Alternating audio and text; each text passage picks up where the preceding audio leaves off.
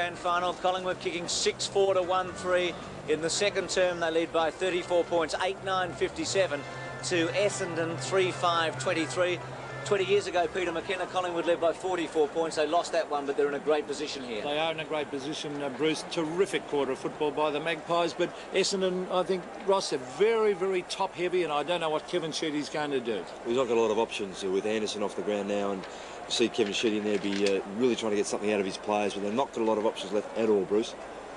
Well, what can he do? Madden off the ground, and also Anderson with an injury. And they're the stats, and it shows that Collingwood 114 to Essendon 93. Well, I thought Collingwood wanted the ball a lot more than Essendon. A lot of the Essendon players in that quarter going for the ball one-handed. Collingwood are attacking it with two. Look at the handballs, 62 to 34, and they're all decisive handballs, Ross. They're far more creative, and their midfield play has been very, very good. So the feeling's all good for Collingwood at the moment at half-time, leading by 34 points. Back after the break with a half-time entertainment from the MCG.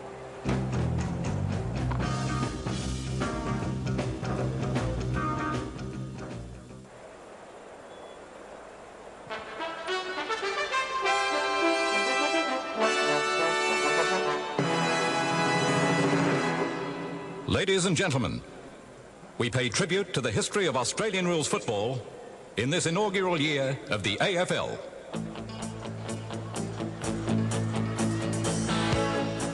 He's every inch a hero, the kind to get things done. But underneath that grip of steel, there hides some mother's favorite son. They say he's a local hero, and he's known by everyone. They say what he does takes courage. He says he's just having fun.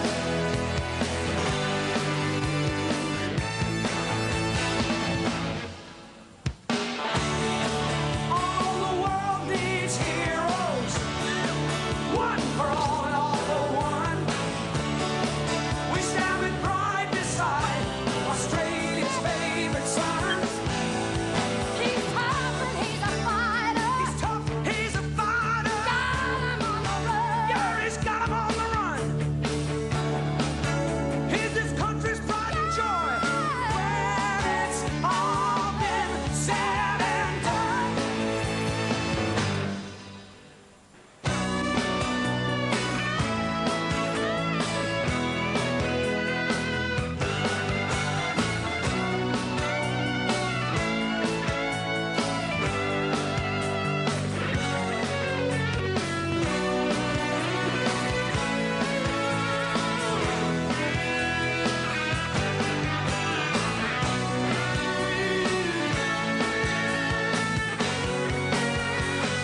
Oh, the world needs heroes. The world needs heroes. One for all and all for one. For all and all for one. We stand with pride We beside. stand with pride beside Australia's favorite sons. They got the spirit and the They passion. got the spirit and the passion. The best is yet to come. The best is yet to come. Got the heart to do their part. Got the heart to do their part. Australia's favorite sons. He's tough and he's a fighter. He's tough, he's a fighter. Got him on the run. And he's got 'em on the run. And you stand with pride We stand with beside. pride beside Australia's favorite sons.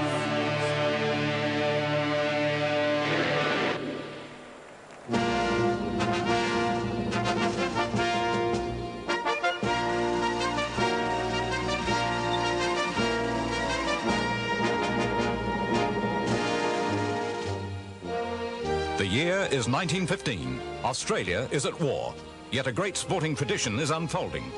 Two of the VFL's most successful teams, Carlton and Collingwood, prepare to battle for the ultimate prize, the Premiership flag. And here they are, the 1915 VFL Grand Finalists, Carlton and Collingwood. 'Cause I'm bound for glory. Oh, we're bound for glory. A heartfelt victory in the warrior's destiny. Bound for glory. Oh, we're bound for glory. The history of Australian football is built around the passion of its public and the deeds of its champions.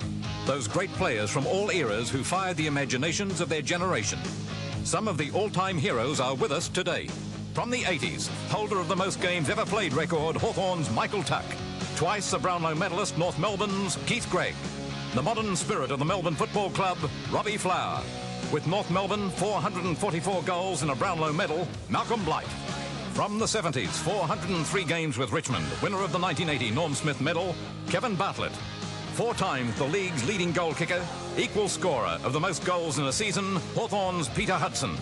With Geelong and North Melbourne, the leading league goal kicker, Doug Wade. Carlton's captain, coach and then coach again, Alex Jesselenko. The greatest ever Richmond centre-half forward and leading goal kicker twice, Royce Hart. From the 60s, 330 games with Fitzroy and a Brownlow medalist at the age of 31, Kevin Murray. Triple Brownlow medalist, South Melbourne's Bob Skilton. A captain of Melbourne, a coach of premiership sides, Ron Barassi. From the 50s, 19 years a player and 321 games, Footscray's Mr. Football, Ted Whitten. Regarded by many as Collingwood's greatest ever player, Bob Rose. Captain of North Melbourne and then president of the VFL, Alan Aylett. A St Kilda Brownlow medalist, Neil Roberts. From the 40s, the great Mark, who was Melbourne's best and fairest 3 times, Jack Mueller. The kiss of death, the irrepressible Collingwood legend, Lou Richards. From the 30s, the Supermark, 150 goals in the season of 1934, Bob Pratt. The most decorated player in history, the league's best and fairest 3 times, Dick Reynolds. From the 20s, captain of Collingwood, a Brownlow medalist and one of its most famous sons, Harry Collier. 151 games with Footscray and a Brownlow medalist and twice runner-up, Footscray's Alan Hopkins. So there they are. What a group. The champions of all ages.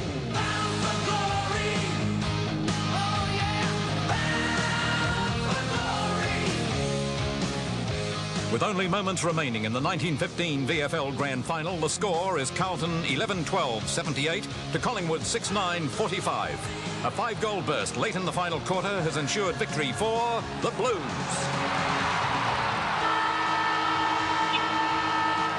The premiers for 1915, Carlton, Australia's favourite sons.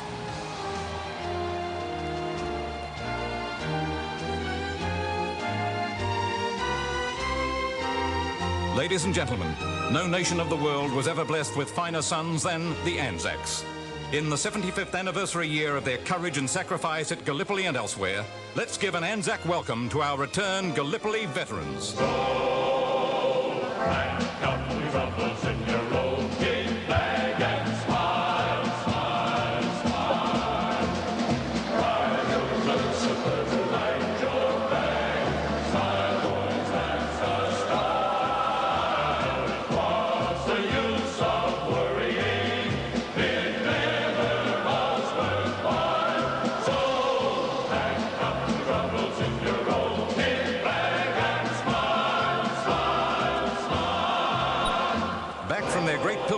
And all in their 90s are Bill Cooper, Robert Buckley, Roy Kyle, Jim Lees, Walter Parker, Bob Ponsford, Tom Marr, Roy Longmore, Frank Fankhauser, Stan Quinn, Jim Kibble and Ted Thompson.